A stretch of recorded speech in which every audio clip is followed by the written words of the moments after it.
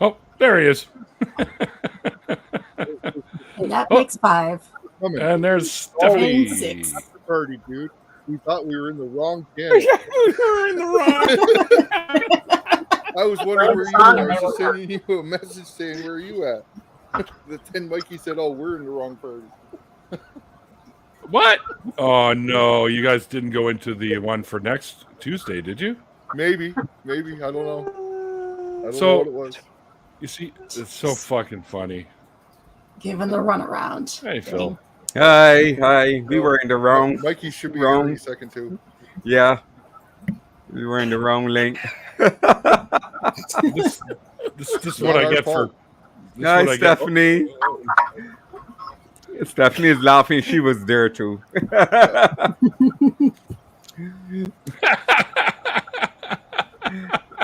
Yeah. You went to the wrong one, didn't you? Yep. Yeah. You send out the wrong links, or Yeah, he sent me the wrong link. All right. Well, not you, Neil. We're But lucky we didn't get our faces shot. I mind Mikey and I meant click the link Mikey sent me, not the one you sent. Yeah. Mikey sent me the link first, and I jumped right into it. I've been in here since right when the show stopped, or in that one. Your Honor, if I may, I have a baby, so I can use that as an excuse for just about everything. For I screw up. will use it right now. You have a baby, so you screw up. Okay. Baby daddy brain. Tired, and that's why I made a mistake. Wow. I blame her. Oh gosh. All right. Blame the innocent baby. All right. That poor baby. Poor baby, yeah. All right. Welcome everyone to the Dr. T after show. Hi, Dr. T. Just by the way, I feel I need to bring this up. Hi there, guys. In the chat. Why doesn't Phil have a wrench? A wrench? Phil Sorry? have a wrench. Phil doesn't have a wrench. You sure? Yeah. I'm sure Phil doesn't have a wrench. Type something into the chat on YouTube. Yeah, let me type in. Let me go on YouTube. Gotta pull it up. And now you will magically have a wrench because Neil will have already found you and given you a wrench. Okay. Yeah. Hey, McKinnon's in the chat. Hey, McKinnon. I don't see you anywhere in here. What? I haven't seen you send anything yet, Phil. Yeah, I'm sending. Oh, you haven't got to it yet. Okay.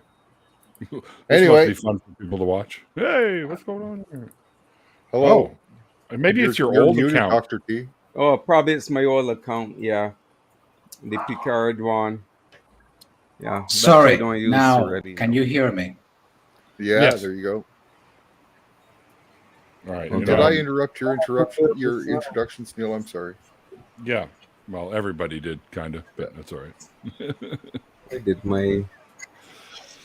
Let me go back to settings. Something happened with my audio. See, even McKinnon was like, "Get that Phil a goddamn wrench." Well,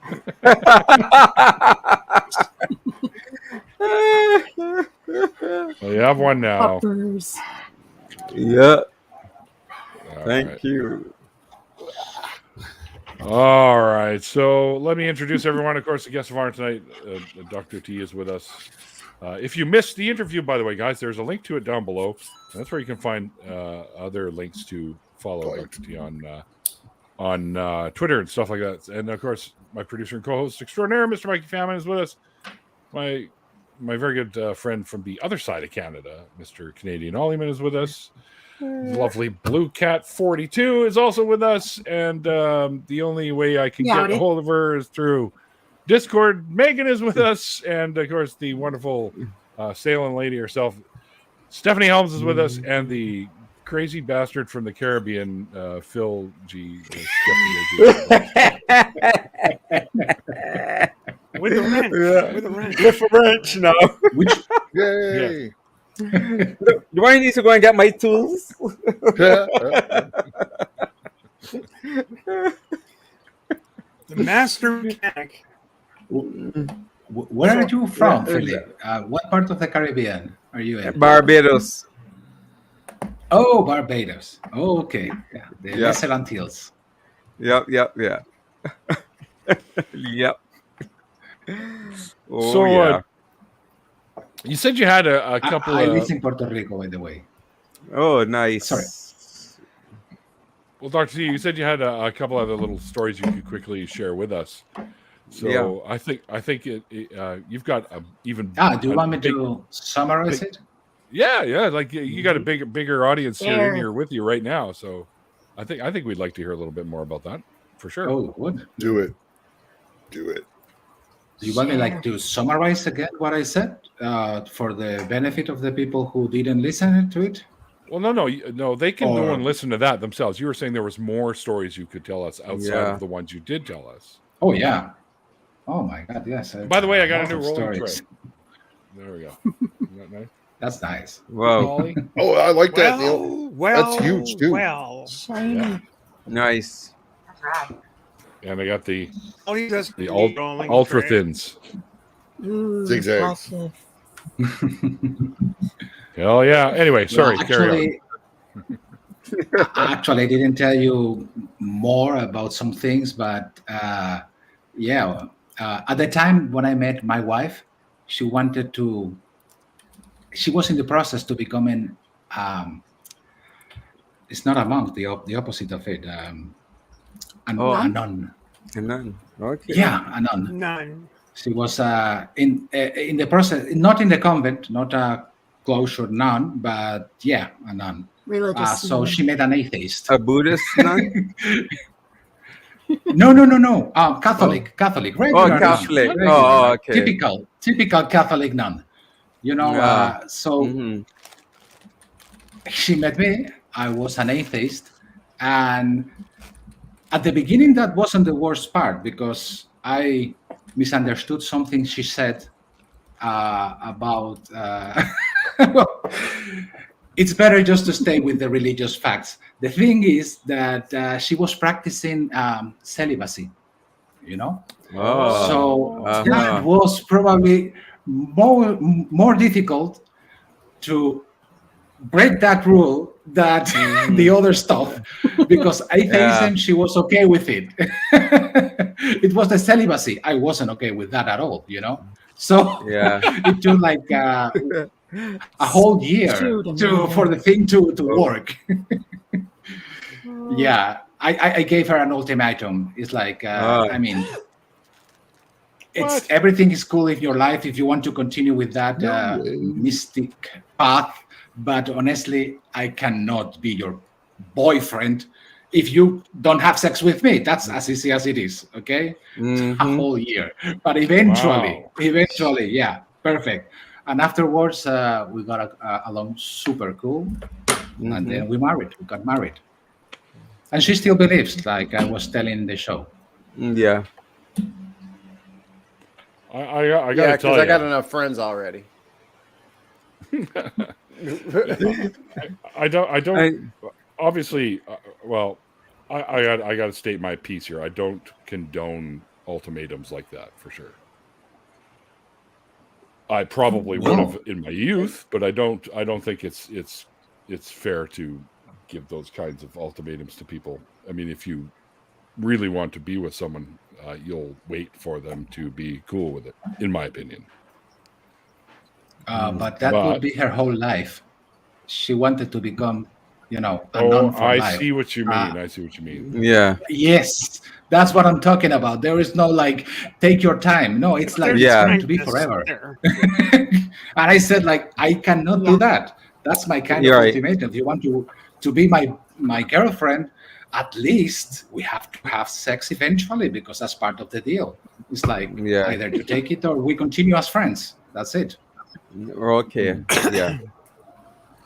You said that knowing that she was about to commit to that for her rest of her life, right?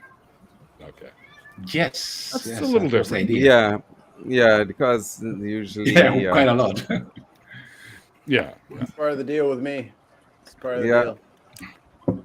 Yeah. Because sometimes it's always say it's not always black and white. Sometimes you have those areas where you have to sometimes make a ultimatum. In the case where someone but- is, or in the case where someone is taking up a vocation, Yeah. which is to say, becoming a priest or becoming a Mhm. nun, becoming devoted, a bride or now if a nun is the bride of Jesus, what is a priest? The groom, Brother? the groom of Whatever. Jesus. Anyway, if you're Kind of freaking me out here. That's problematic. In any case, what I'm I getting thought you at were here- going to say No, a but, peculiar- Stephanie, one Well, question. see, I don't want to go there. One question, Stephanie. Where The I'm going lighter. here is if someone is Hold on, let her finish. yeah. Finish. Well, just if you want to ask me anything It froze. about Yeah. my experience, What about it? just go ahead. No. What I was saying is, someone's in that situation and you relationship and the two of you are talking about it. I think that's a perfectly legitimate question. It's like, where are you going? What, Yeah. it's where are you? Where are you in this? Because you could carry it on and say, oh well, that's okay, that's fine. But this is an important part of life for me, and so I just want to understand where the relationship lies. I Yeah. think that's totally legit. Yeah. Yeah, because if you're not okay with it at the beginning, That it's was not gonna basically it. work out. Let's get this out in the open immediately. Stephanie, what a big lighter you have. I was going to ask you if you're by the stove. It's a barbecue lighter. Yeah. Barbecue. She's gonna light Neil's. It's a blunt. barbecue. Yeah, it just happened to be. It happens to be here this evening, so Mikey, you gotta move works. Neil It down. does the job, so and it also doubles as a magic. Oh yeah. Ooh. Great for campfires. Oh yeah. Is Stephanie roboting for anybody else? Yes. Yeah. She's freezing in between. Turning into a doll. robotic. My internet apparently is having issues, so Wow. I'll reload. Down. All right. So So, anyway, guys, if I may ask you, what was your? Yeah. Sorry, Neil. no, I was going to say you can carry on what you were talking about before. Yeah. No, I was just wondering if my experience sounded similar or completely different of what you passed through on the path of just, finding the truth, becoming an atheist. What's your story? I mean, for example, Phil, you are in the Caribbean too, right? Yeah. I mean, I was in the Caribbean, not in the Lesser Antilles, but I know that there are very religious people too, like in the whole region. Oh, So, yes. how did you break free? True rational, skeptical thinking, deconstructing over a number of years took me a very long time. Yep. What religion were you? Wesleyan at one point, Wesleyan holiness, and then when I started really thinking through stuff and so on, I went to the Anglican. I didn't join Anglican church after the Wesleyan holiness. I didn't join any other church. I just attended because I was just thinking through. And the thing is, I just wanted. The Wesleyan holiness is fundamentalist. There are Christian fundamentalists, like the Church of Nazarene. If you've heard Nazarene Church, No. same. Okay, or Pilgrim Holiness. Yeah, I see. Yeah, that sort of. Is that evangelical? Yeah, they're evangelical, but they base their doctrine off of John Wesley and Charles Wesley. It's actually Methodist type. Okay. Right? Wesleyan, in the United States, it's called Wesleyan Methodist. Based out of Indiana. Oh, I got it now. Yeah. Yeah, well, what I have seen in the Caribbean is that there is a huge impetus with the evangelical church. It's basically taking all over even in Puerto Rico, which is Wow. traditionally Catholic country, but there are a lot of evangelicals, and it's also going on right now in Spain and in the Dominican Republic. Okay. Wow. I think in the U.S. basically they control every part of the political society. Yeah. I don't know if they do that in there too. No, in Barbados is generally the Christians and some of the evangelicals and the Christians in terms of is Anglican, but they have the majority no more so is evangelical, and you have some Anglicans who get only evangelicals, some Episcopalians, right? And the government tends to pander to the Christians generally here in Barbados and the English-speaking Caribbean. I see. On the whole. So Phil, Phil, one question. Besides you, how many other atheists do you know there? I am part of Humanist Barbados, and there are a few atheists. There are atheists and they're agnostic. Some would say agnostic, but atheists persons the ones there, who are afraid to and call it's not that themselves much. atheists. Yeah, some are afraid. Yeah. Even though I try to explain that atheists, as long as you don't believe in God, it's atheist. Yeah. Even if you wouldn't say that definitely there's no God or so. That's agnostic is just knowledge, not necessarily define atheism. But I don't really get in an argument with them about that. But in my mind, I know they're atheists. Yeah, right? they are. They just don't know it yet. Yeah. Mikey, Mikey, I would like to ask you the same question. How did you become an atheist? I stopped pretending. That's the shortest answer in history. That's Mikey for you. There's more to it if you want to watch his story on the show. I'll do that. I'll do that. Yeah. Stephanie, and what about you? What is your experience? I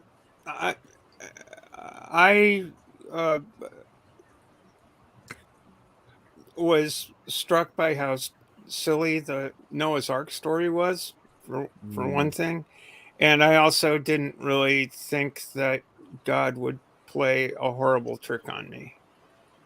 Basically, you can watch my story too. It's just I just couldn't believe that in a supreme being that would be that big of a joker. I'd prefer to believe in a god like Loki than a god like Jehovah. Seriously.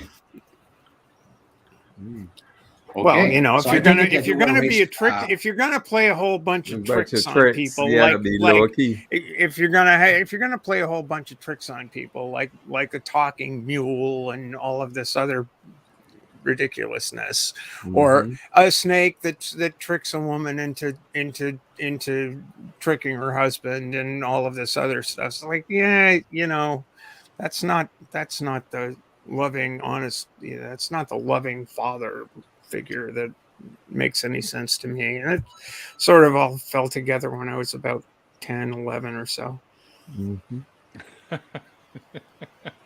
Disappointed that Phil's not a member of the Barbados Church of Pirates. That's a good church.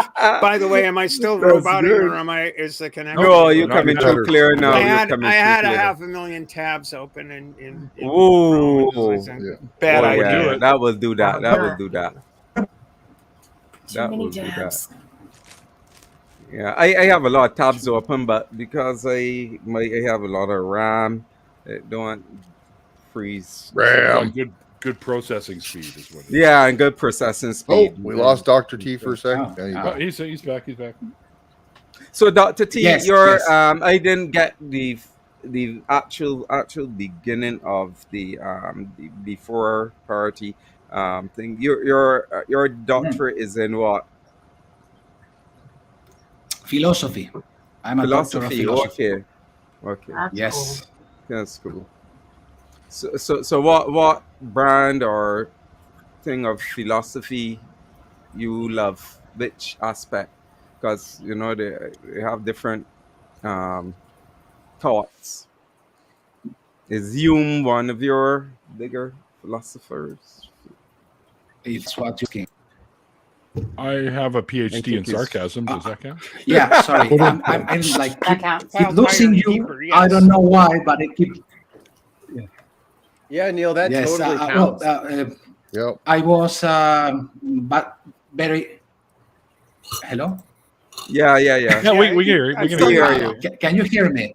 Yes. Oh, okay. Yes. Okay. Regarding your question, because I lost you for Mhm. us quite a bit. Now I can tell you that I basically deal with applied philosophy, ethics, Mhm. practical ethics, Okay. applications to society, applications to politics, to Mhm. sociology. Oh. I was quite uh, personally, I was very influenced by Peter Singer. I worked with him at Princeton University, and we became very good friends. I don't know if you know about this person, Dr. Peter Peter Singer. Singer. He's Sounds familiar. I think yeah, I've he heard was his the name, but if you have watched any of the videos of the, for example, Richard Dawkins, he has some yeah. of them regarding ethics, and in those Okay. usually is Peter Singer, the one who is invited or was Ah. at the time. Mhm. He is an utilitarian. He believes that philosophy is to be applied. You have to apply it to the world, and thus Okay. he created a, a course and then basically a whole project which is called Practical Mhm. Ethics, and it deals with Ah. applications of philosophy to problems. Mhm. It could be abortion, it could be euthanasia, it could be climate change, many different topics. And all of them are different types of applications of his philosophy, utilitarianism, to solve those problems. And plus, Mhm. he's an atheist too. He has been interviewed as one of the leading intellectuals, but he doesn't identify with atheism. He identifies more with his own philosophy, utilitarianism. I think that for people like him, to call himself an atheist is just redundant. Of course, he is. That's what I tell you. Yeah, because but atheism only answers one question, and So that's whereas now the philosophy part will be something think different. Probably I his think that worldview. atheism is like the yes. I think atheism is more like an endpoint in the sense that it just means that you don't need the God hypothesis anymore and you can continue with your life. I mean, endpoint or beginning, more like a beginning. So, per se, atheism doesn't have a content beyond the lack of belief in God or in religion.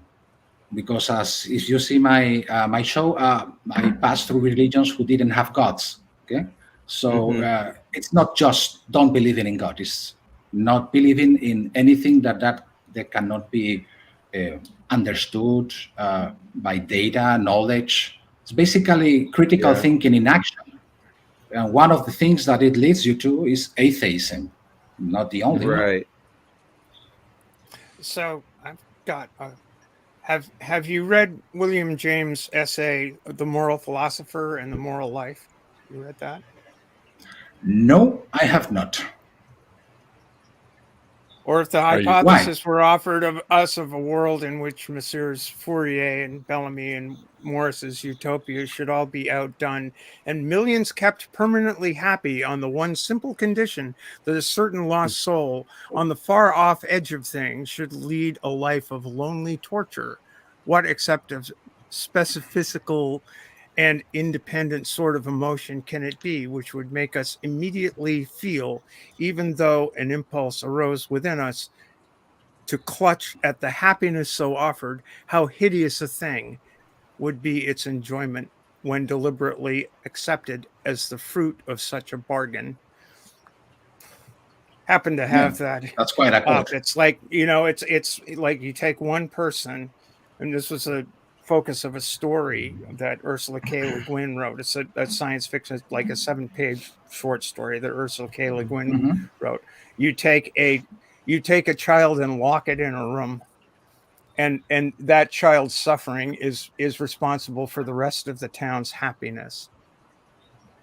And the rest of the town knows that the child is locked in the room and knows that the suffering is taking place, but they let it happen and continue for the sake of the fact that the rest of the town is enjoying summer and festivals and health and wealth and happiness. And no kids. That sounds like a critique to utilitarian hedonism, which is what Peter Singer practices. Well, I'm not a utilitarian. I just said that I work with him. But in some ways, I think that utilitarianism has not just that hypothetical kind of problem. It has different kind of problems, and those things happen in utilitarianism. But if you are into it, it's a little bit like a religion, because you keep finding justifications of why that way of thinking is the best moral choice. And actually, they have very good arguments in general. And most of the problems, not the one that you have read, which is basically a thought experiment, poetical thought experiment, but illustrates one of the biggest problems of utilitarianism, which is if you are just counting people's happiness, obviously, the happiness of just one or a few could never be as great as the happiness of all. And that's, yes, one of the tenets of utilitarianism. And the true utilitarians, as for example, Dr. Peter is like that. He thinks like that. He is the one who will push you if he need. Okay, this is a thought experiment. I don't know if you know about it. The trolley. Have you ever heard about it? The trolley. Yeah. Well, he will be the one who pushes you from the bridge to stop the trolley. James's example is the flip of the trolley problem. It's the flip side of the trolley. There you have it.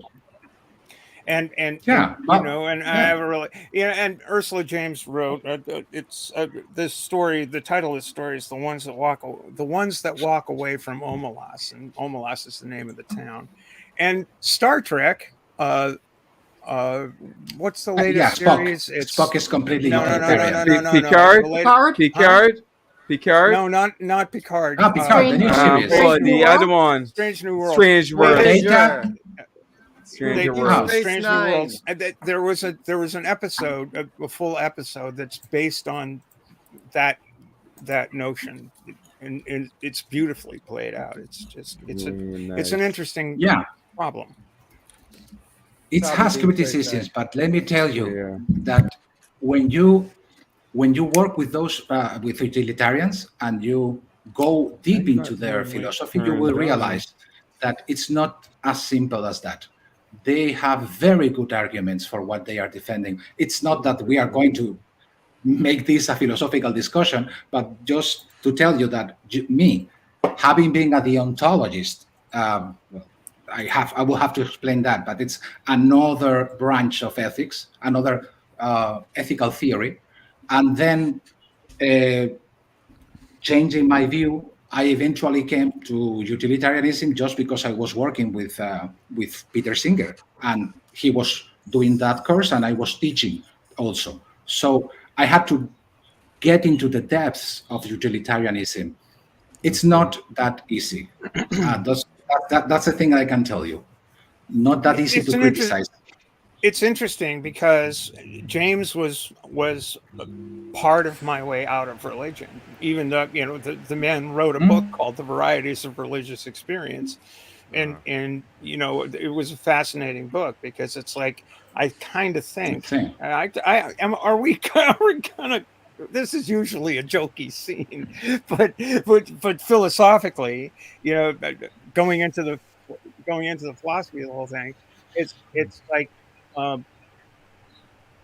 It seems to me that the feeling of numinous is something that is part of the human experience, and that religions try to answer the question of death, of the meaning. What is the meaning of the thing? What are we doing here? And certainly, utilitarianism is one answer.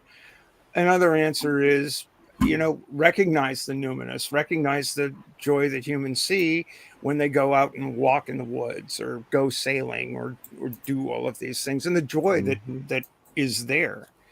I mean, that's part of what we have as people, and it's like increasing joy and decreasing sorrow is a great thing, but ultimately, human life to me is extremely bittersweet.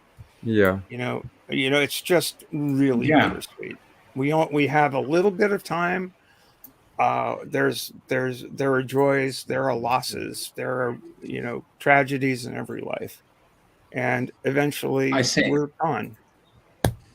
Yeah, but the thing is that because I was interested, and I am interested in applying philosophy, what I'm interested in is in solving problems, philosophical, moral problems. And I mean, you can have the view of life that you want, but in the end, we are living in a society. We have to deal with each other. Yes. So the ethics that I deal with is the ethics of how to deal with others. I mean, for example, in that example, the trolley, you would be amazed about the responses of the students. And for those of you who do not about the trolley, let me just give you a brief summary. It's basically a thought experiment in which there are different situations. One of them would be you are watching a rail and a train is coming, and there are a bunch of people who are in the way of the trolley, and the trolley cannot stop, or the train. Sometimes they change it to a train, but the thing is that you only have one opportunity to avoid tragedy, and it has to depending on the situation. The first one would be, for example, okay, you have bifurcation, and you can change the direction in which the trolley is going to go, but it doesn't kill 5 people who are in the rails. It's going to hit another one, just one, and you have to take a decision as what do you do? Do you? Yes, I know, Neil. I know. First, I'd take out the one, then I'd back up and take out the other 5. You cannot, because you are just a bystander, but you cannot do. That's part of the thought experiment. They don't allow you to become a superhero. You can just be a normal person who has a lever, and you can move that lever, and you can deviate the train. What would you do, Neil, if you saw that situation, and you had the opportunity either to do something and kill one, or do nothing and let 5 be killed? Okay, well, is this more of a Death Race 2000 thing? Because if that's it, then I'm going for the 5, because you get more points. And then oh gosh, always a jokester. Oh gosh. You see, I kid people. I probably my point is that smaller number. The one person that sometimes they add in, like if the one person is a family member that you're close to, and then that can change because family member. Oh fuck! Because the thing it depends. It depends on the variant. I mean, there are plenty of different variants of the same thought experiment. But what I was amazed to find out is that most of my students, and they were either religious or non-religious, but most of them agreed that it was better to move the lever and allow just one person to be killed instead of 5. However, when we change that very same example, but instead of that, we put this. Imagine that you are in a similar situation, but instead of a lever, you are watching everything happening on the top of a bridge. And it's a bridge for people to walk, right? There is a fat guy in front of you, and he's also watching. And he's enjoying it, apparently, because he's just watching like that, and he's not paying attention. But the thing is that if you push that guy and he's so big that he's for sure going to at least stop the trolley, thus saving the 5 who were going to be rolled over, you see? And that's the interesting part. Most of them would never do that. However, they were quite okay on letting just one people die just by pulling a lever. So I changed the example. I tell them, okay, you have another lever. But the lever, the thing that does is that it's open a trap and then the guy falls down. That's it. Oh, no, I cannot do that. But some of them then began to say, yes, that would be different because I wouldn't push it. I wouldn't push the guy physically. So what those experiments make is to make us think about how we think in the moral process. You see, it's more about that than about the other stuff. Yeah. Well, the difference between James's example and the trolley problem is, and the thing that's left out of the trolley problem is, you don't want to be the person that tied the people down to the tracks in the first place. Right? Yeah. Well, that's for sure. That's left out of the trolley problem. It's like, okay, You're muted, Phil. the people are tied down to the tracks, and now you have a choice as to whether you pull the lever for the 5 people that got tied down to the tracks or the one person. But who tied them down to the tracks in the first place? And the difference between the trolley problem and James's problem is that somebody's making a choice to let a small number of people suffer for the benefit of the greater good. That's I got the an answer. difference. What do you have I to got an say? answer. If I'm on that train and I'm standing in the where the conductor would be standing, and I know that that's about to happen, I got to pick away. What if I throw a rock out in front of the trolley and I derail the train and just take myself out? Oh, of course. Instead of all these people. Well, yeah. Yeah, of course. As long as You you're can, the only one on you the can change train. that if It's they a allow train, you. though. It could be hundreds of people there. No, you missed and this. the thing Ollie. is- It's the trolley problem. Once again, trolleys carry people. The trolley problem is Never mind. just The thought experiment. let's say it's an illustration of things that can happen in different contexts. The objective is that we actually do make those choices every day. And who is the guy who ties the people to the train or the rails? Whoever, a sociopath, a corporation. It can change. The thing is that in reality, it's not, you're not dealing with a problem in which you have to make a decision affecting the other people. And who is You the person? avoid- Who are the people that decide the person or group of people that are worth sacrificing for the greater good?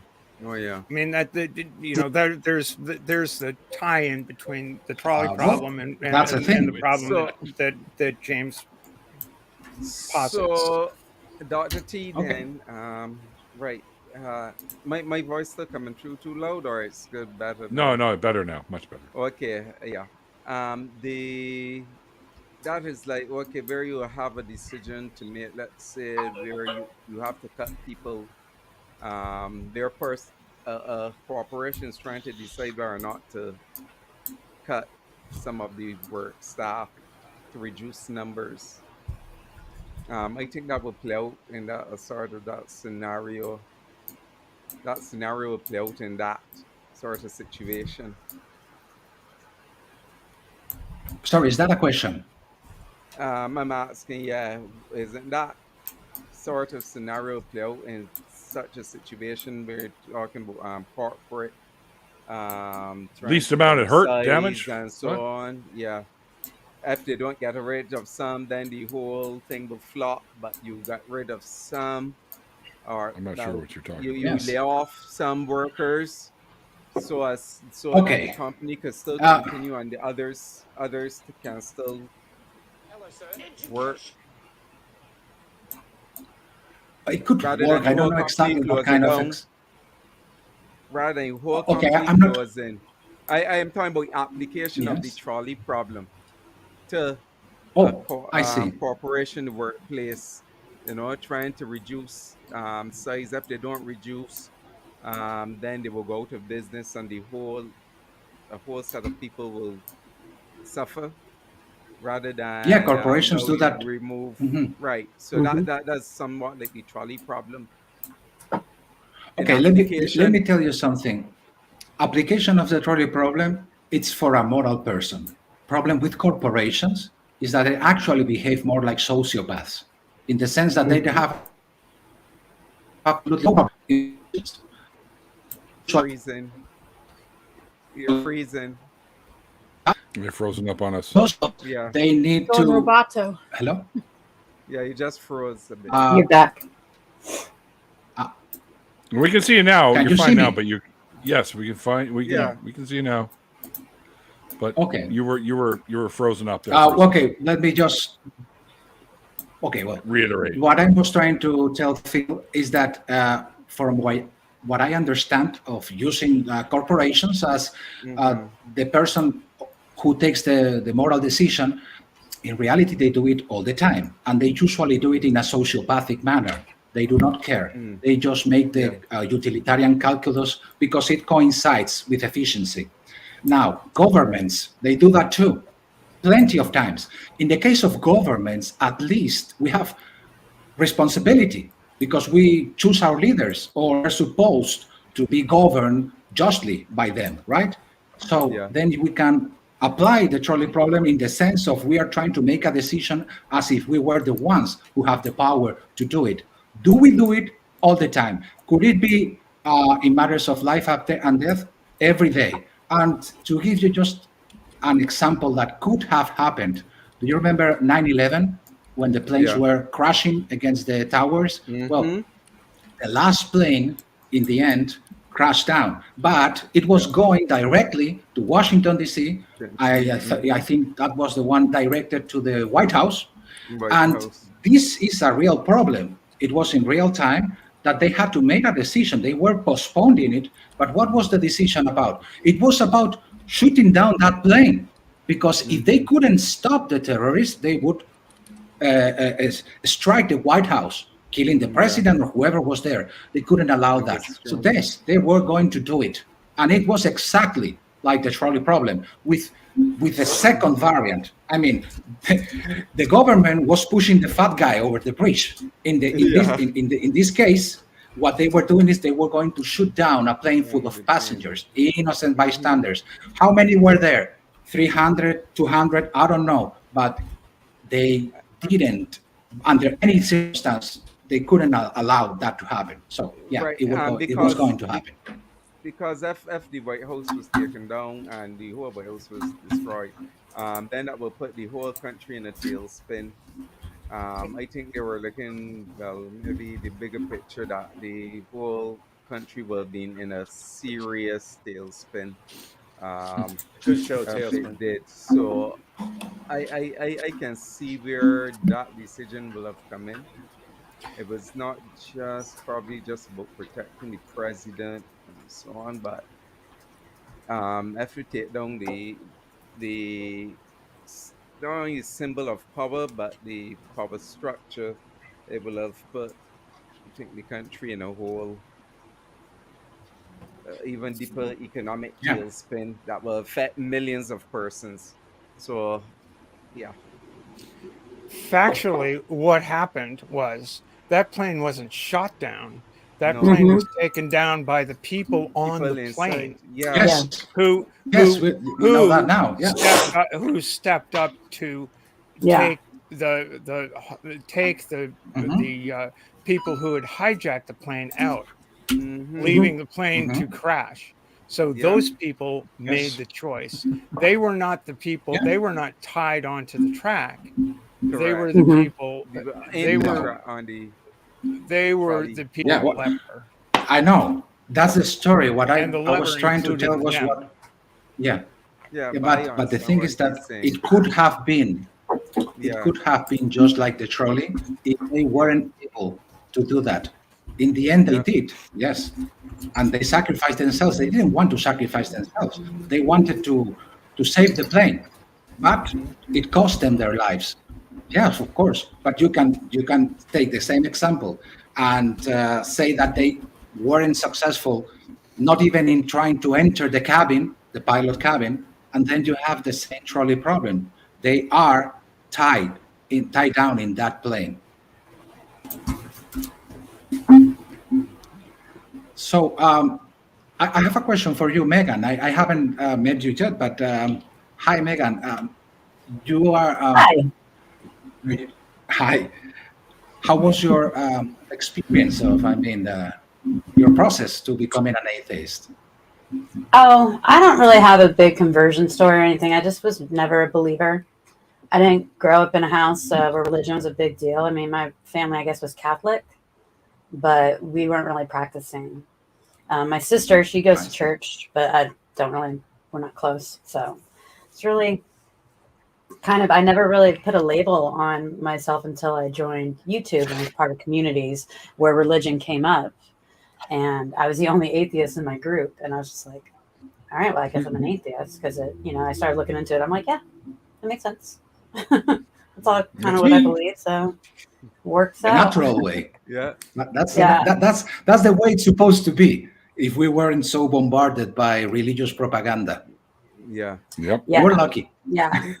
Yes, I was very lucky, and I was having a conversation with my boyfriend last night about because he's Muslim, and he doesn't really like talking religion with me because he doesn't know how to answer my. And so, yeah, it's been real interesting learning about his belief and why, because it doesn't make any sense to me. I never had that connection with a religion or anything, so to me, it's just like a foreign feeling. Allow me to ask you a question, if I may. Megan, I have a question. I thought, I don't know why, but I thought that if you married a Muslim, you had to become Muslim first. Or in your case, it doesn't appear to be. Well, we're not married. So. Oh, yes. Yes. That's why. Okay, got it. But he's not exactly a devout or, I mean, obviously he's with me, so he's not really following the rules of Islam, but he is a believer. And so, but he follows what rules he wants. And so I'm just like, oh, well, it won't be long before he start making more and more sense. You never know. But I don't push him into quitting his religion. I just ask him well, why? Why do you believe this? Yesterday we had a pretty deep conversation, and I kind of went on a rant. I'm like, this is why I don't believe. And he's just like, okay. And I'm like, well, that's my first time I've ever really gone off about it to him. So it was a good conversation, but I feel, I would feel bad if he left his religion for me. I would like him to leave it for himself, to come to the realization. What I think is that your boyfriend is quite open. I mean, it's not the same example of the people that I have met from Muslim countries. Usually, it's he's from Somalia, so he's not. I mean, he's been in the United States since he was a child. But his family's from, and they're strict. Well, his parents are, anyways. But so it'll be interesting to see where it goes. See what kind of future is there. Have you met his folks? We'll see. Oh no. No, they don't live around here, anyways. But they just sound like judgy POSs. I gotta say, they're just so they're so gnarly. My family's just not like that. You'll find that that's the case, especially in the African continent, where religion plays a big role. That they tend to be very strict and fundamentalist. Even Christians that live in Africa, they tend to be very fundamentalist and strict, and their concept is demons and witchcraft, people they believe people trying to cast a spell on them, and they put children in danger because they even accuse children of witchcraft and then beat the children, and in some cases the village put the children out. It's horrendous. uh, Yeah. I have seen these stories because I do sometimes co-host with um, lady, the Afro Atheist, good friend of Yeah. mine from Nigeria, and she exposes all the things that goes on in Christianity in Nigeria and those African countries, and Yeah. it's worse than the And, Caribbean. yeah. You Well, know, I mean, and it's weird, just the way that the family doesn't support each other. It's just like, no, you will succeed, and we're gonna, not help you, and we're gonna expect the most of you, especially being the eldest. He's the eldest of Wow. like 9, and so there's just a lot of pressure put on him. Hmm. And I'm just like, wow, if I was ever struggling, my family would be there to support me and help me out, not just make things worse. Wow. So I don't understand it, and it frustrates me to see what he goes through. But like, I can't really push him on it because it's talking about his family, which it's not cool to do, really.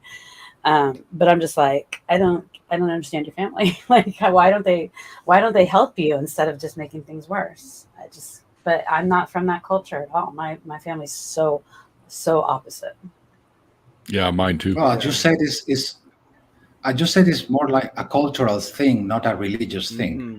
It Hmm. seems to be Oh, yeah. more like the particular Yeah. way in which his family from Somalia, probably, I don't know if it is a standard or it's just an exception, but who knows? Perhaps, but it's cultural in any case, or Cultural. personal, but not because his religion is their religion is causing this, right? Am I Well, right? their religion does say that you're not allowed to be with a non-believer. Yeah. Oh, it yeah. does. And I think their culture Yeah. coincides with their religion a lot. I Right. mean, it's kind I of one see. thing when your Yeah, that culture part. envelops one religion, Mhm. And I mean, I come from a country that's a melting pot. And he was also raised in San Diego. We met in Oregon, but so we came from the same area, just different cultural and religious values in our families.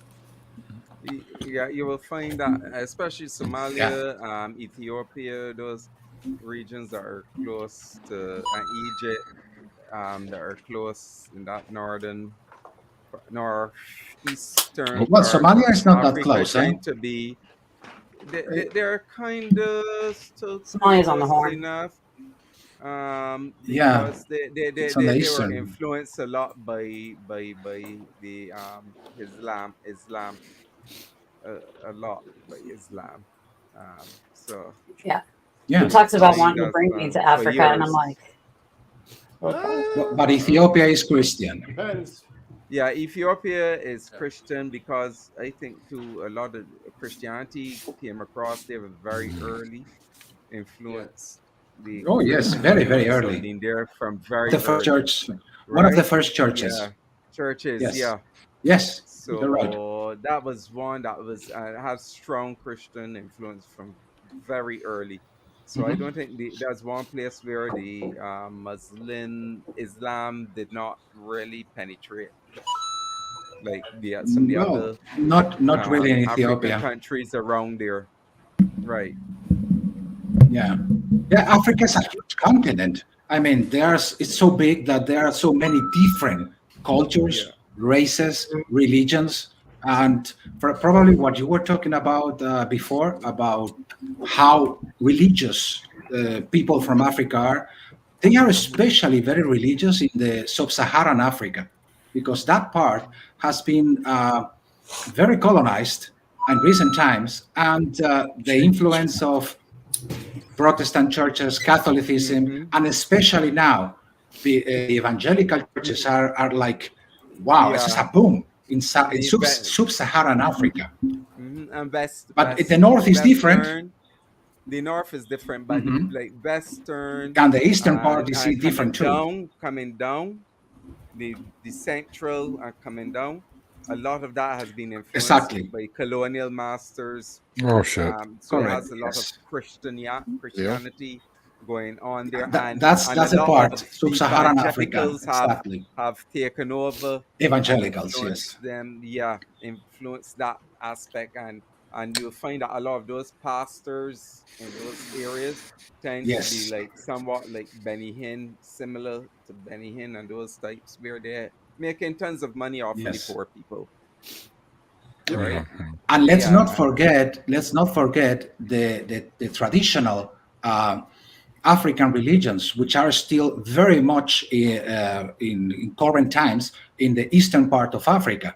For example, in Yeah. Puerto Rico, in the Dominican Republic, in the whole, probably in the Lesser Antilles too, but I'm not sure. Cuba, especially in the north, in the bigger Antilles, they have a lot of African religions. For example, Santeria. Santeria comes from the eastern part of Africa, and they still practice Okay. it in Namibia and other countries. And Yeah. the same can be said from the whole. I mean, at least I can tell you about the bigger Antilles. I have been through all of them: Jamaica, Haiti, Dominican Republic, Cuba, Puerto Rico.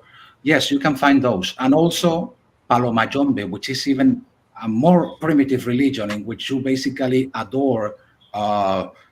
It's an animist religion. You don't have gods. What you have is spirits.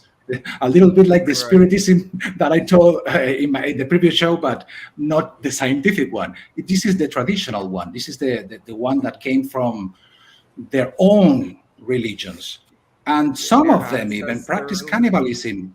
So it's like Wow.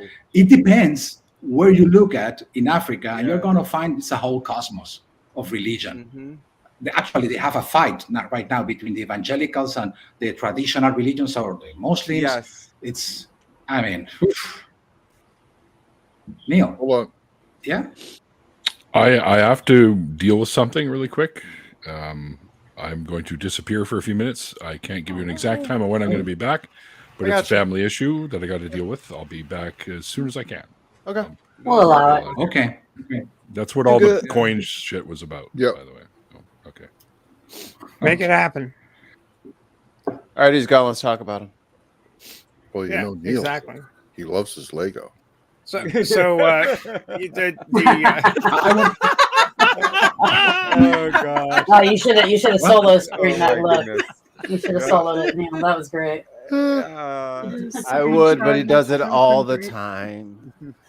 Yeah. Gives me that disappointed look all the time.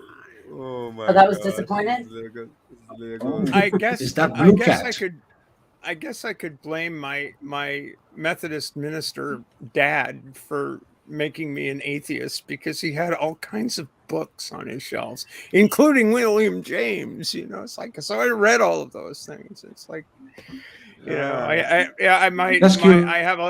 came out when Maybe I that's came good. out of religion from a very religious family. You know, from my grandfather was a Methodist minister, and my dad was. And my sister married one. My brother was Wow. one. So it's like, but you know, interestingly enough, the tradition was more of the social gospel Mm-hmm.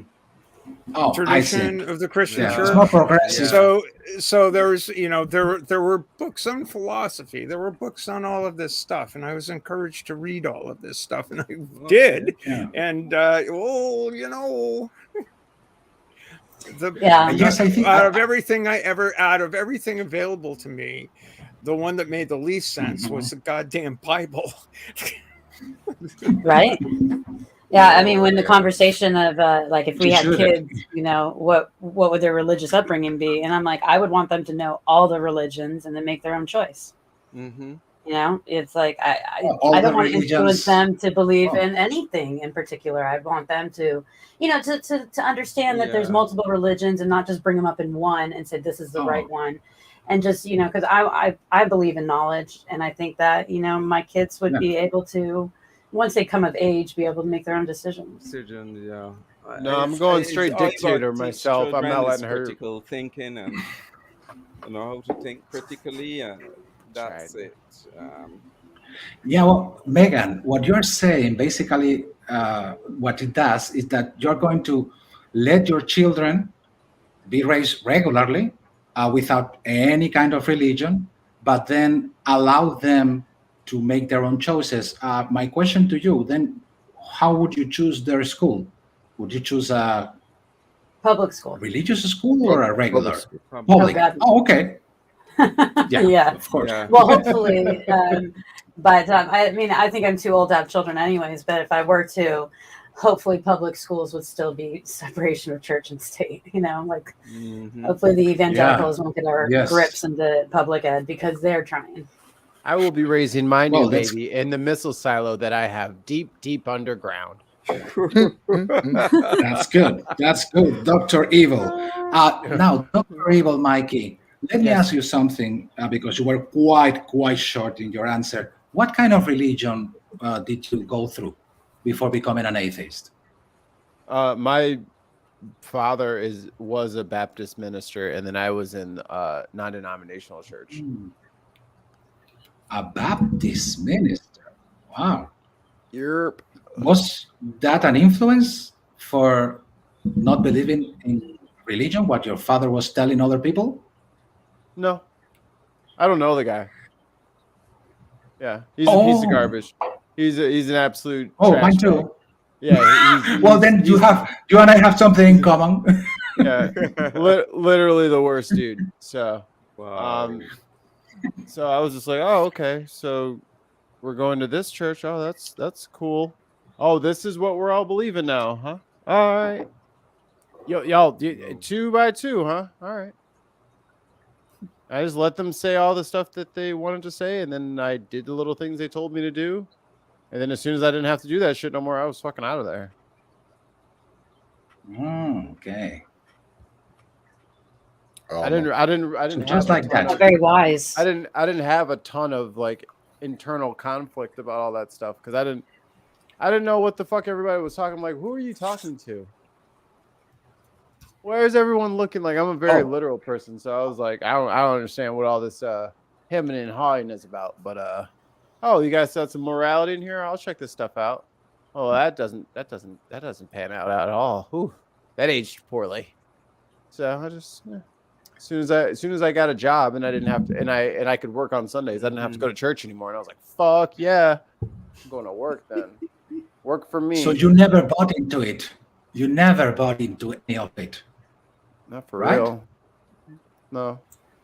Didn't make sense. I bought into it for the show because it was part of the show. I mean, Dad's doing his thing, rehearsing the sermons and all of this stuff. I bought into it for the show, but I got to a point where it was like, okay, you can do, and so it's like I sort of elided my way out of the whole thing, and was able to do it, and it didn't cause too much. It caused some distress, but not a great deal of distress. And honestly, if Christians wanted to make like better messaging, you probably shouldn't talk to kids. You know what I mean? Because kids are kids are being exposed to so much in general, but then like there's the entire world of fantasy, which is this incredibly fertile landscape for their little brains to grow in, and they can just make up any kind. So you get into all kinds of books and stories and fairy tales and myths and legends and characters, and then they throw religion in there. I'm thinking this shit is the same shit. Oh, y'all were serious. You almost got me. No, y'all don't really believe all this, do you? But they do. But child indoctrination is the best way. Yeah, that's some kind Luckily, my family loved the NFL. They love football, so Sundays were busy. We're on the West Coast, Thank God for football, am I right? Right. Thank goodness for football. Now, see, someone would take that out of context and be like, I knew he was one of those. Mikey, you just stumbled into something, eh? What's that? You just stumbled into something. That's why the higher ups in the more stricter religions have outlawed their people from playing things like Dungeons and Dragons. Because they're just plain scared. They're going to see the similarities and go, but that's not real, so that's not real. Really? Right? Like, hey, that story sounds. Oh yeah, but how many D&D? You know what's really funny about that, Ollie, is like the same people that were going, oh my God, Harry Potter, it's wizards and witches and all of this stuff, and it's terrible. It's like it's gonna corrupt the children, and all of a sudden Joanne Rowling comes out and says, "Oh, those trans people are terrible. They're awful," and all of a sudden, Harry Potter's the greatest thing ever invented. What the fuck's the matter with you? We always like that Harry Potter. I was like, what the hell? Really? You know, I always had a soft spot for old lightning bolts. Let me think this story about the let's think about the story about the boy who lived in a closet and had special capabilities. Yeah. It's like who was suddenly a that's carpenter. Cool. Oh no, he was a wizard. Never mind. Yeah, same old fucking shit, you know. But then they will voodoo. They will want to put down the voodoo. Voodoo, voodoo, voodoo, yeah. Hey, that shit works on me. They will put that down. They will say because it's related to a black person or from the African continent. Well, let me tell you something about voodoo. The real voodoo, the practice of voodoo in Haiti, for example, is quite common. It's very, very common. And also in Cuba, an equivalent, Paloma Jombe or Santeria, it's basically, it almost has the same. It's not exactly the same because it comes from a different part of Africa, but very near. So they are very similar in those kinds of religions. But I think that the question that people should ask is why so many people in a communist country, for example, like Cuba, believe in Santeria or practice Paloma Jombe, which are basic. If you understand what it is, it sounds really, really voodoo, as you said, in the pejorative sense, but in reality, it is because it answers many of their needs. It answers, it works in their society. I think that we sometimes caricaturize religious people in general. And I think that we as atheists should be more careful with that. And every religious experience is different. Every single one of them. The thing that I have is my context in which I was raised in many different religions. So I had the opportunity of seeing how they were thinking about life, about things, about stuff, socially, culturally, morally. And little by little, you realize that each one of the different religions has their own expression and need in society. And that's why religion doesn't stop. Because beyond what they are preaching, the things in which they believe, there is the everyday life. And those people are culturally accustomed to those kinds of answers.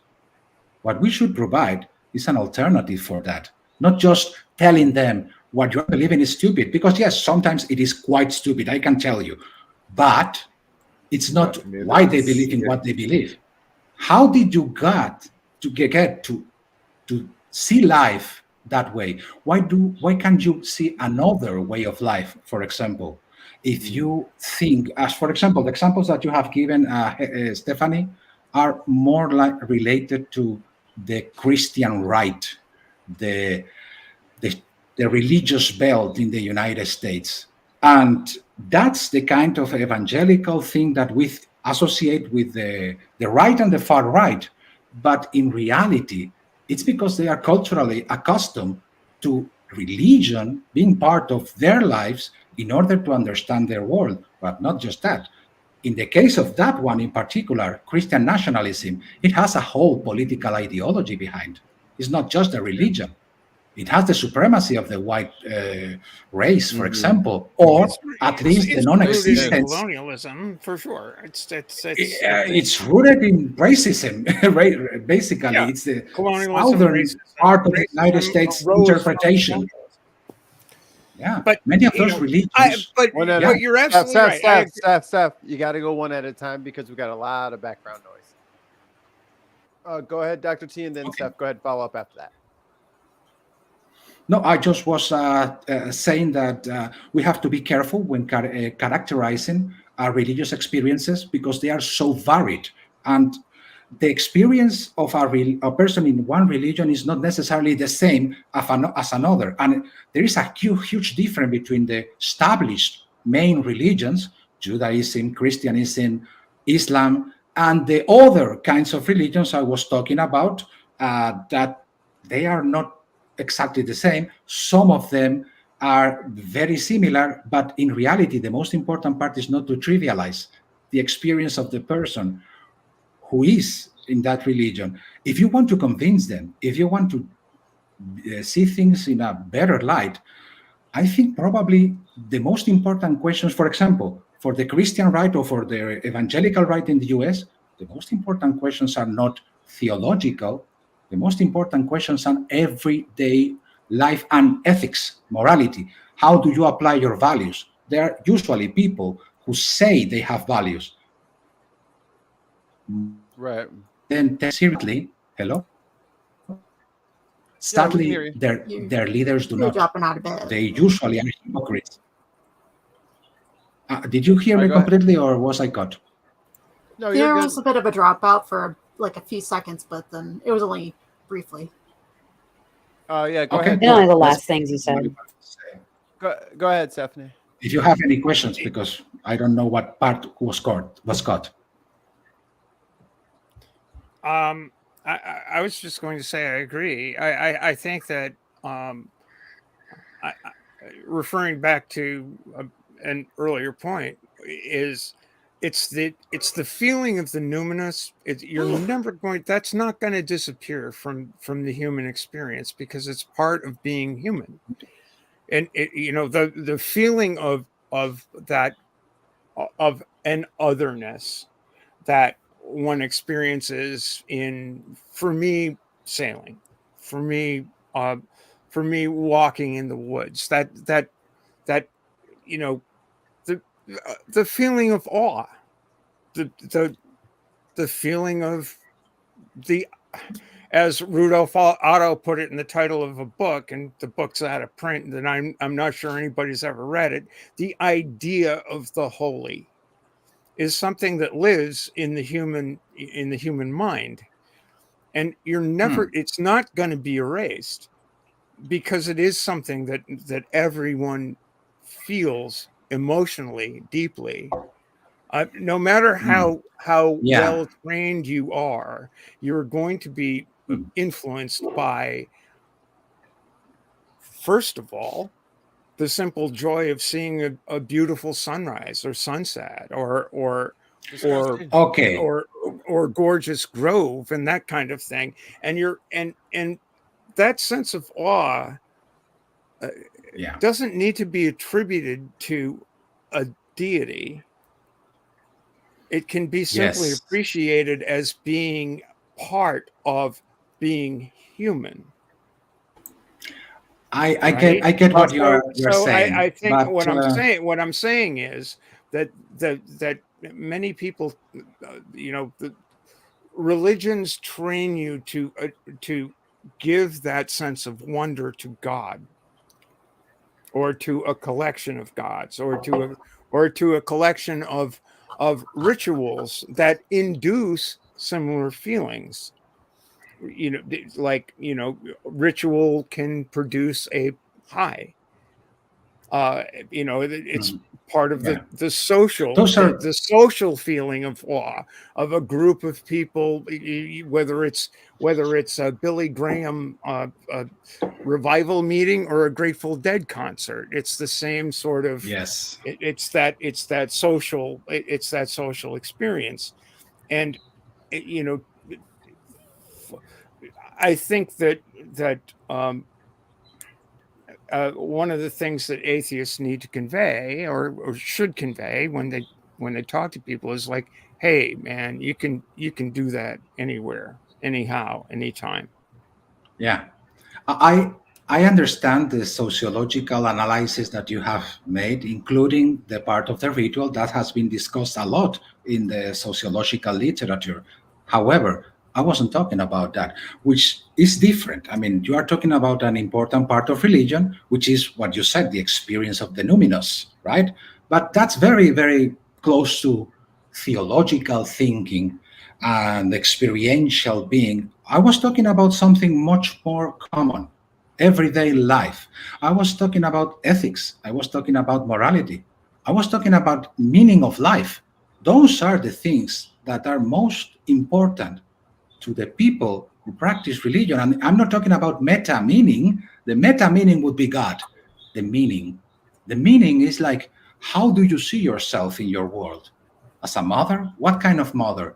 And then it comes a whole series of things that your culture and your religion has taught you is the right thing to be.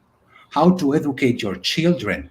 And that's what explains all of this discussion about public schools and sexuality and transsexualism, which now it has become the hot topic for the far right.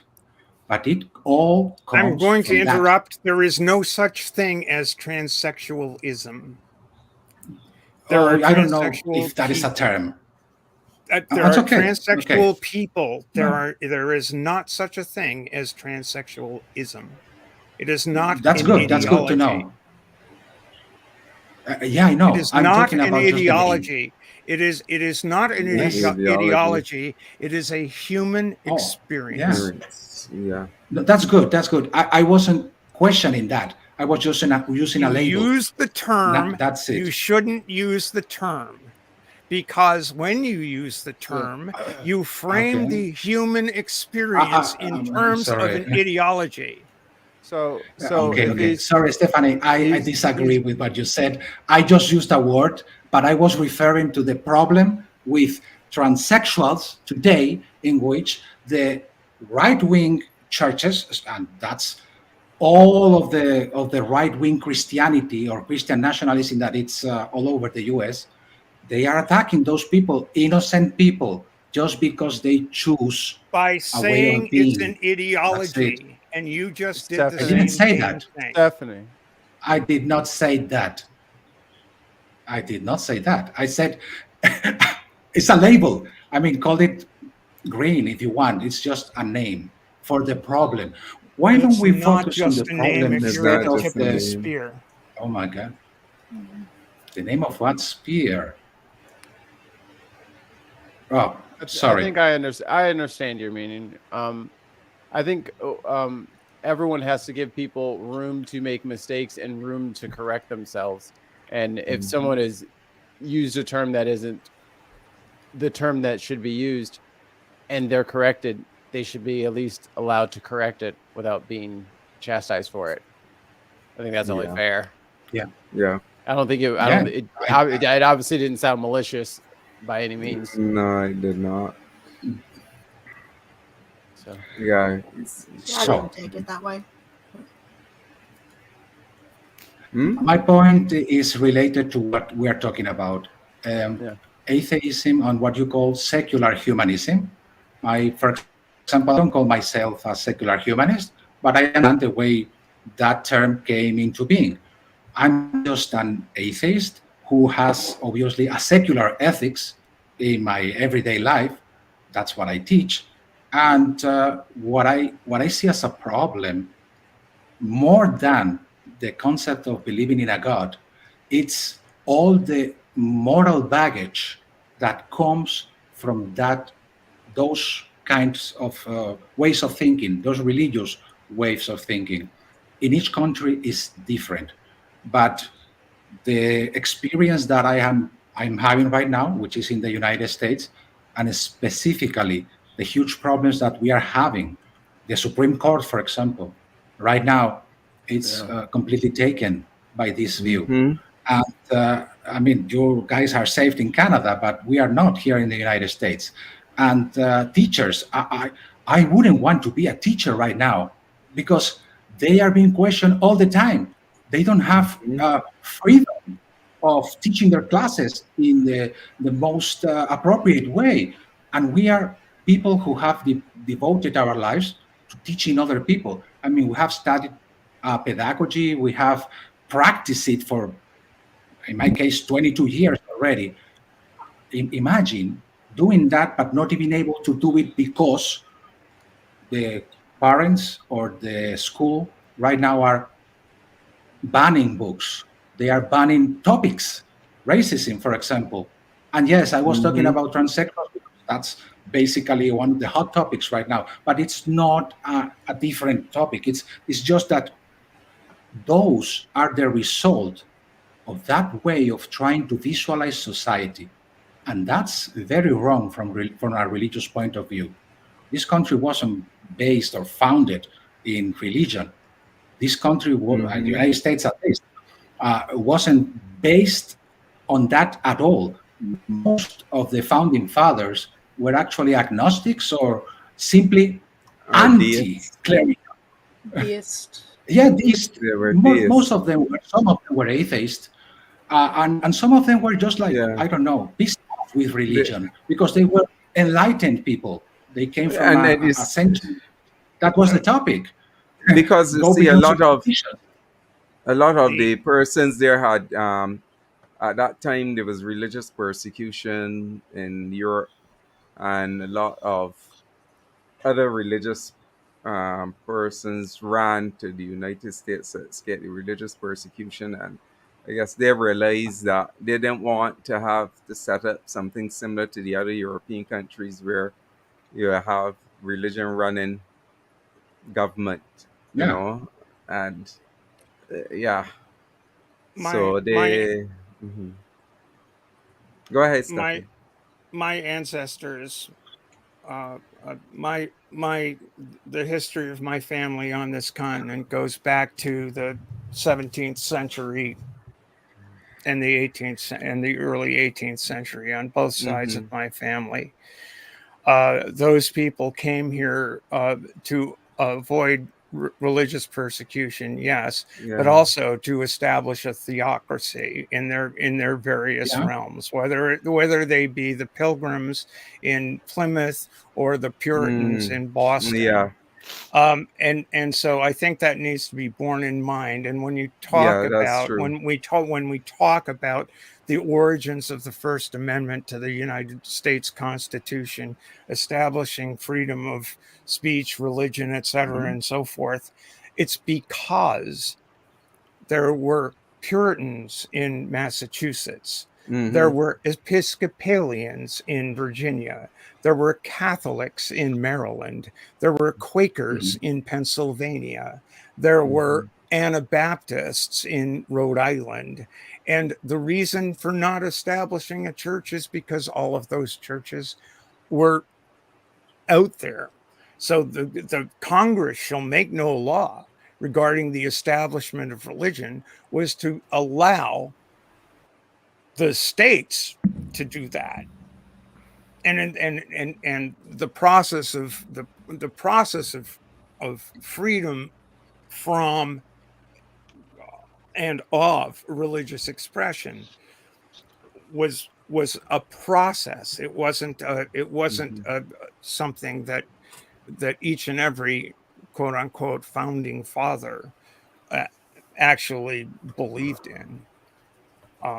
So I think that's a generous view of United States history. The churches have had a tremendously huge influence in the shaping of attitudes. And that was a compromise. It was like, hey, we don't need that. It wasn't. Yes, a number of people were deists. Yes, John Adams said the United States in the Treaty of Tripoli said the United States was not founded on the basis of the Christian religion, and that's the truth. That is true. Those people were born of Enlightenment thought, principally Locke. But let's not be naive about where those people came from. After all, a majority of them held slaves. Well, I think that's a different topic from the religious one. But I agree with you. The people who came to to what was the 13 colonies at the time, yes, they were all religions, especially the Puritans, which are other religions came, or they they wanted to create a theological state, as I think you said. Yeah, in that sense, the United States is no different from Europe, because we had a lot of wars of religion in many countries. In France, the 30 Years' War in Germany, it cost like a third of their population, maybe half. So yes, after that, we eventually, but it wasn't in a moment, it took a lot of time. Eventually, we came to the notion of separation of state and church in some countries. And after the French Revolution, perhaps other countries, but in the case of Spain, for example, it took us like until the 20th century. I mean, it was during the Republic in 1936 that finally we had a separation, and it only lasted 3 years. Then came Franco, 40 years of pure, basically national Catholicism. And in my time, I was a witness of when and how and why we finally separated the two things. It wasn't easy. In the case of the United States, what I was trying to point out is that at least in this country, they had the fortune of having, probably because of the reasons that you mentioned, Stephanie, there were many religions, but especially because the guys who designed that, they were from a different point of view. They were religious, theists, but they were enlightened people from the Enlightenment. Those ideals were very important to them. So I think that's what we have to value. I'm not being naive because I'm saying this. I'm just saying that here there is an opportunity. It's so obvious. We can do it. Why aren't we lately?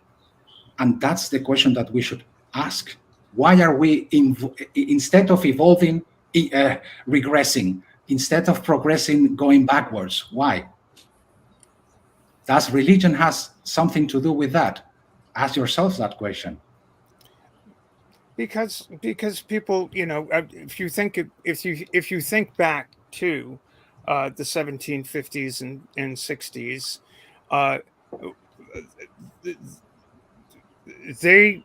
those people had a generational memory at the very least of the Glorious Revolution and the English Revolution, the English Revolution, the Cromwell days and all of that stuff that at least the English colonists did. And and so we're talking about a period of like 90 years, right? And now here we are in 2002-3, and we can't even remember 1933. We can't remember that 1933. 1933. Apparently, we can't remember that on May 10th, 1933, a bunch of people decided that it would be a good idea to burn the books in a library. What did those books cover? The library that they burned? It was the Library of the Institute for Sexual Research in Berlin, Magnus Hirschfeld's operation. Which you're talking about Nazi Germany. Which 1933 in Berlin would be, And the very first. It's just that I thought that you were talking about the U.S. and then you changed. Sorry, I'm talking about the broader subject of generational memory. Like I'm talking about people in the 1750s and 60s in the United States recalling the events of Cromwell and religious and the religious upheavals of the 1650s in England. Right, the people that wrote those things had a generational memory of the turmoil that was caused 90 years previously, and here we are, 90 years before our time. We have an example of ideologues going into libraries and banning books when on May 10th, 1933. Ideologues walked into an institute that was devoted to LGBTQ research, took all the books out and burned them, and saved all the records of the people that were involved, right? The Yes. patience of that institute, Hirschfeld's patience. And they saved those records to burn them later. Yeah, that's Nazis. That's the problem with what you are saying, is that you're basically equating Nazism with the religious problem that we have today. I don't think that's quite so simple. I mean, if you are going to tell me that all of the people who support Trump are Nazis, well, that's very simple. We have the problem solved. We have a problem of Nazism, not religion. But that's what I was asking you. Why do you go to 1933 Nazi Germany because to solve or explain the problem here burned, in 2023? And the targets are the same. Yes, that's a prejudice. They have that in common with Nazis, but they also have that in common with many others. Do you not see the alignment there? Yeah, I see that the right wing has extreme right wingers, and they have Nazis, they have white supremacists, they have conspiracy theorists, and they have just plain old ignorant fools who just go with the flow because they are ignorant. So there are many things, not just Nazism. There are plenty of things there. We need to understand better the problem. The ignorant fools of 1933 and the ignorant fools of 2023 have the same ideas in mind, and the same people at the tip of the spear in mind for elimination. Well, I'm not quite sure about that. I do not think that really 40% would you care of to Americans... review Michael Knowles' speech at the Conservative Political Action Conference? Would you like me to go over that with you? Would you like me to explain myself? Because I was answering you. I was trying to tell you that I'm not talking about that kind of the ideologies that some of the far right people are trying to impose, because those, of course, they have those roots. What I'm talking about is the people who basically don't know what that means. They are just going with the flow. They are not innocent. They are willfully ignorant. They don't want to learn. That's different. What I'm talking about is how religion, for example, has a role in that, and it does, because this is a chat about religion. I'm not talking about politics. So I'm just trying to focus on that part, not on the origins of the burning of books or the... I don't disagree, but I don't, have things in common. I don't disagree. I don't know as you feel the same kind of urgency that I do. Is all. I do. I think this is very dangerous, and we are living in one of the most dangerous moments in the United States history. We haven't seen these things since the Vietnam War, the protests during that time. And I don't know if you remember, but basically the whole country was completely 17 at the time. Yes, I remember. A little runway there, Steph. Maybe a little runway. This. Well, I don't know if you remember. I was 17 at the time. Yes, I remember. I'm just saying. That's great. Give him a little space to land his plane. And then you know. Then you know that we haven't been so estranged in opposite polar. I mean, polar. How do you say this in English? Opposite poles since the 1960s. What? Said polar opposites. Yes. Thank you. That was the phrase. The polar opposite. I haven't seen this. I mean, I remember because I wasn't born at that time, but what my parents told me about those times, this is the most similar I have seen. Yeah. Well, I'm going to add to this conversation, and then I'm going to be closing out the show because I have to go deal with some stuff. So, yeah. All right, bud. And I usually keep these to about an hour and a half anyways, and we've now gone 1 hour and 34 minutes. No, we didn't. We did. I think what's going on down there is absolutely horrifying. There have been some wins, but a lot of this stuff looks really bad for minorities and what's the word I'm looking for? Marginalized groups. Marginalized. Human rights in general.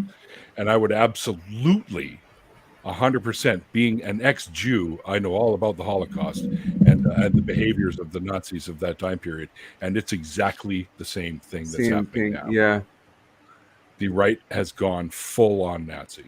Yeah, with their behavior, demonstrate. Yeah. And we can stop this, which is the thing. We can stop this by voting these fuckers out. Yeah. That's what I've been saying. Oh, yeah. I agree completely. But I do want to say, thank you again, Dr. T, for joining Mike and me for the show tonight and for sticking around with us and having this. I missed some of it because I had to go chat with a family member. So it's all good. Good. It's quite an engaging conversation, obviously. It's usually quite lighthearted and certainly no hard feelings, but you want to get into philosophical tussles. We can talk about this for that. You guys can chit chat. We can talk about that, but I've got to close the show out. So yeah. So I absolutely want to thank you, sir, for joining us tonight and sharing your story with us. Thanks, Very interesting. Thank everyone that jumped in here with the three of us afterwards. It was great. Panel. Yeah. Hey, Dr. T, you have a channel? No. Thank you for inviting me. Okay. Well, my pleasure, sir. And also, thanks to everyone out there in the chats on YouTube, Twitch, and Twitter. Hope you guys had fun tonight. If you missed the original interview, it is down below in the description box. And that is also where you can find Dr. T on. I've got his Twitter link there. And if you want to drop him a line, say hi and follow him, stuff like that, you're welcome to do so. Thanks to our amazing patrons and our members. If you want to be a member now, we have a little join button down there you can click. And it helps us out. And coward. Whoa. And click all the money being raised over the next little while is going to my very good friend, Mr. Mikey Famine over there, because he's a new dad, and I want to help be a part of that. Congratulations, then. Yeah. Thank you. She is hungry. So are you going to breastfeed her? So Mikey, are you going to breastfeed her? Let me tell you something. If that little girl tries to eat my arm one more time, I'm like, lady, no milk is coming out of there. Stop fucking my arm. I'm not the one. I'm like holding her, like while I'm like I'm holding her, getting the bowel right. She's like, I was like, what's that, skin? I'm like, girl, get off of me. Stop it. That's not what that's for. She's thinking, you useless son of a bitch. I got arm hair. That can't be great. Like, what are you thinking? Don't eat that. Flossing? Oh no, she doesn't have teeth yet. I can see the little outlines of like teeth already. I'm like, you're fucking 28 days old. Can you fucking chill out? Like, what is going on right now? He's ready for teeth. Where was I? Oh yeah. Closing out. Oh, you were closing the show. Yeah. We're done here, guys. Well, thank you. Until next time. Goodbye.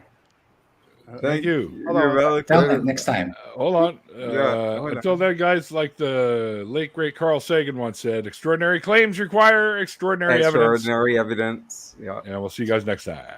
Bye.